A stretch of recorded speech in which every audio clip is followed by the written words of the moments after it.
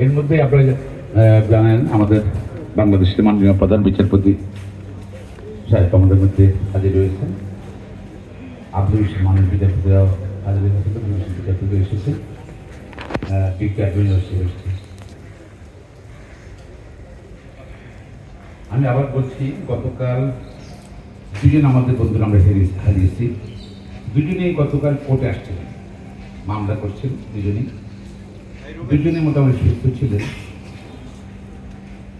মোহাম্মদ গোলাম মোস্তফা, যার জানাতে আমরা পড়ছি, সে সুপ্রিম কোর্টের ভাইস প্রেসিডেন্ট ছিলেন। গতকাল সে কোর্ট করেছেন কথাবার্তা বসবার সাথে। আরেকজন বন্ধু আমরা হারিয়েছি, মোহাম্মদ অ্যাডভোকেট হাসান তারিক পলাশ, ঢাকা ইউনিভার্সিটির 24 ঘন্টা আইন বিভাগের এবং সাবেক ফেজারি হিরুল তাকে আমরা হারিয়েছি। তো তার জানাজা এলাকায় নিয়ে গেছে। আমরা এখন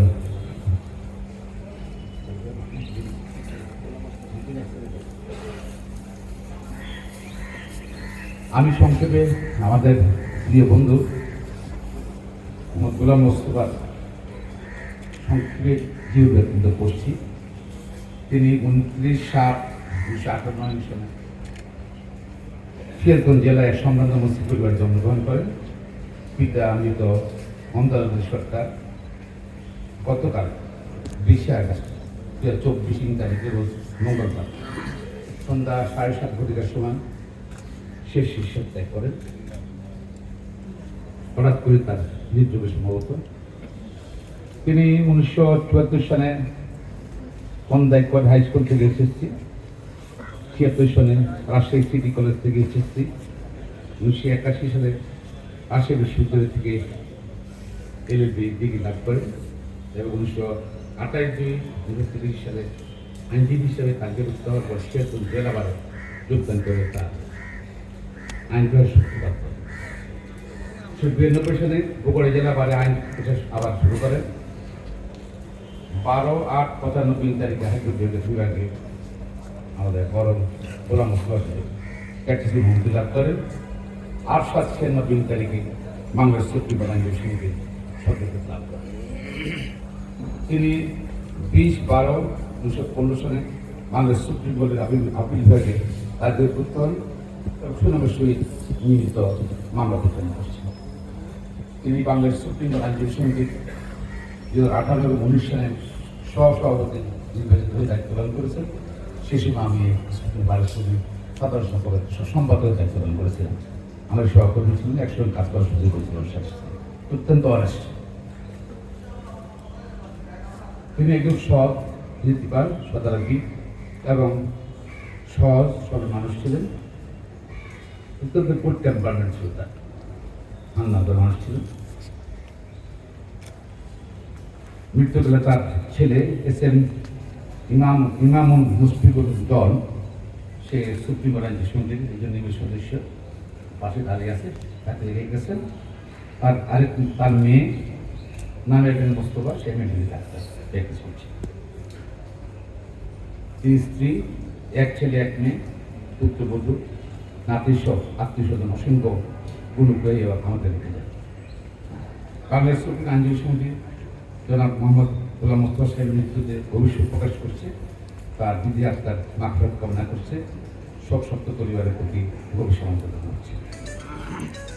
এবং আমরা আজকে কী করতে পারি, তাদের সঙ্গে দীর্ঘদিন আমরা কাজ করেছি। আমরা একমাত্র বরং করে আল্লাহ তাআলার নিকট প্রার্থনা করতে পারি তার নিজ জগতে যেন শান্তি হোক এবং সচেতন করেছেন এবং তার পরিবার যেন এই শোক তারা নিজেরা শক্তি হিসাবে ব্যবহার করে ভবিষ্যৎ যেন তার লং লাইফ তারা ভালো করতে পারে, এটি আমরা দোয়া করছিলেন। এখন এখন বক্তব্য রাখবেন পরিবারের পক্ষ থেকে তারই ছেলে অ্যাডভোকেট এস.এম. ইমামুল মুশফিকুর দল, সুপ্রিম কোর্ট আইনজীবী।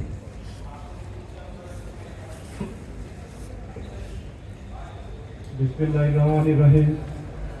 উপস্থিত সম্মানিত সুপ্রিম কোর্টের মাননীয় প্রধান বিচারপতি সহ অন্যান্য মাননীয় বিচারপতিগণ এবং সুপ্রিম কোর্ট বারের বিজ্ঞ আইনজীবীগণ, আসসালামু আলাইকুম।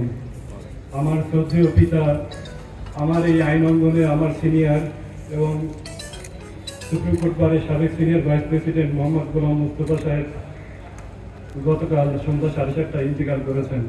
ইন্না লিল্লাহি ওয়া ইন্না ইলাইহি রাজিউন। আপনারা আমার পিতার জন্য দোয়া করবেন। আমার পিতা অত্যন্ত সৎ মানুষ ছিলেন। আল্লাহ যেন ওনাকে জান্নাত নসিব করেন এবং তার চলাফেরায় কথাবার্তায় কখনো আপনাদের মনে যদি বিন্দু মাত্র যদি মনে কষ্ট পেয়ে থাকেন, আপনাদের কাছে হাত জোর করে বিনতি করবো আমার বাবাকে আপনারা ক্ষমা করে দিবেন। এবং তার সাথে কারো যদি কোনো দেনা পাওনা থাকে তাহলে আমি ওনার ছেলে, আমাকে বলবেন, আমি ইনশাআল্লাহ সেই পাওনা পরিশোধ করার চেষ্টা করব। এই আইন অঙ্গনে আমি অনেকেরই ছোট, অনেকের কাছে সন্তান সমতুল্য। আপনারা আমাকে স্নেহ ভালোবাসা দিয়ে রাখবেন। আমি আজ থেকে টিম হয়ে গেলাম। আসসালামু আলাইকুম। এখন জানাজা করাবেন সুপ্রিম কোর্ট আইনজীবী সমিতির সরি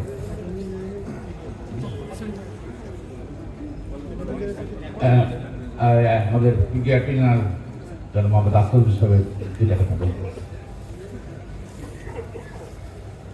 বিসমিল্লাহির রহমানির রহিম। আসলে জানাজার নামাজে এসে বক্তৃতা দেওয়ার ব্যাপারে আমার একটু নিজের রিজার্ভেশন আছে, মনে হয় যেটা না হলেই ভালো হয়। মৃতের আত্মা কষ্ট পাবে যতক্ষণ বাইরে থাকবেন। গোলাম মোস্তফা সাহেব আমাদের সুপ্রিম কোর্ট বারের নির্বাচিত নেতা ছিলেন, সিনিয়র ভাইস প্রেসিডেন্ট ছিলেন। ওনার সাথে গতকাল না পরশু আমার সাথে দেখা হয়েছে, মাত্র একদিন, মনে হচ্ছে না। আমার সাথে মোলাকাত করলেন। খুব অমায়িক মানুষ ছিলেন। কখনো এইবারে কারোর সাথে দুর্ব্যবহার করেছেন, খারাপ আচরণ করেছেন, এটা আমার জানা মতে কারো পাইনি। আপনারা কেউ পেয়েছেন? উনি নিশ্চিতভাবে একজন ভালো মানুষ ছিলেন। আল্লাহ ওনাকে বেহেশত নসিব করুক, আমরা সবাই সেই প্রার্থনা করি। এই কথা বলে আমি আমার বক্তব্য শেষ করছি। আসসালামু আলাইকুম। আমি এখন সবিনয় অনুরোধ করছি বাংলাদেশের মাননীয় প্রধান বিচারপতি জনাব সৈয়দ রিফাত আহমদকে দুইটা কথা বলার জন্য।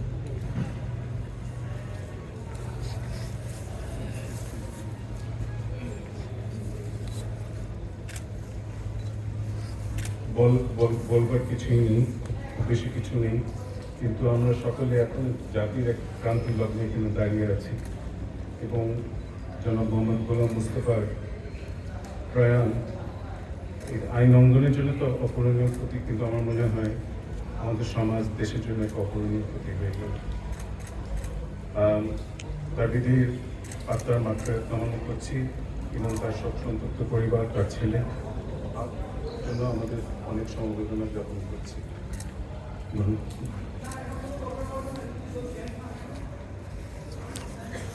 আমি এখন অনুরোধ করছি সুপ্রিম কোর্ট আইনজীবী সমিতির মসজিদের ইমাম পেশ ইমাম জনাব হাফেজ মাওলানা মুফতি আবু জাফরকে জানাজা করার জন্য।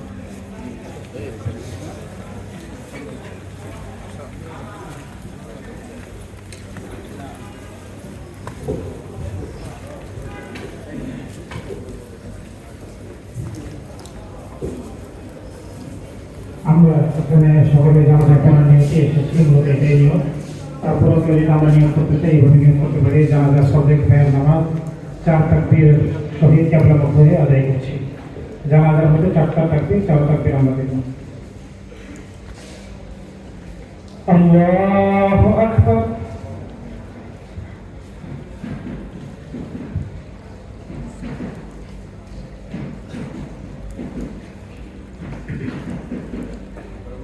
আল্লাহু আকবার।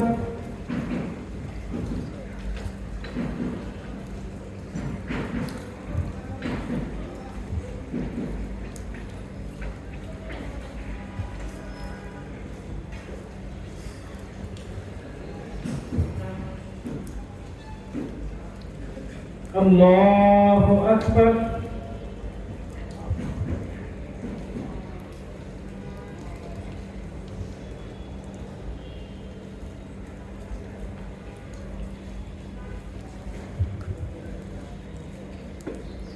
الله أكبر. السلام عليكم ورحمة الله. السلام عليكم ورحمة الله.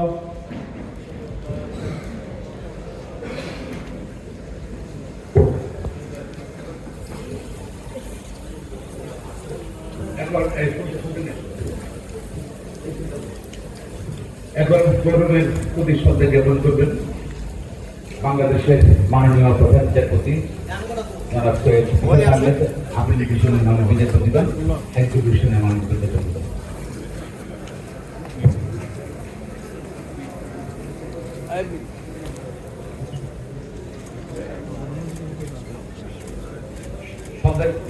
এবার শ্রদ্ধা জ্ঞাপন করবেন সুপ্রিম আইনজীবী সমিতির সদস্যবৃন্দ, সাবেক সভাপতি অ্যাডভোকেট জয়নাল সহ আমি নিজে এবং আমাদের কমিটির সদস্যবৃন্দ এবং অ্যাটর্নি জেনারেল সাহেব এবং সাবেক প্রেসিডেন্ট।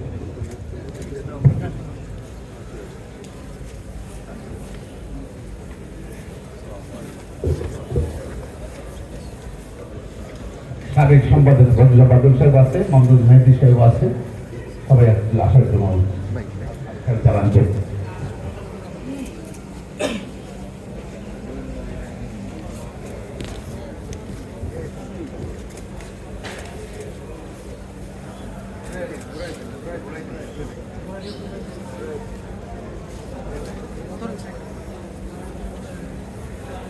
সামনে থেকে সরে যায়।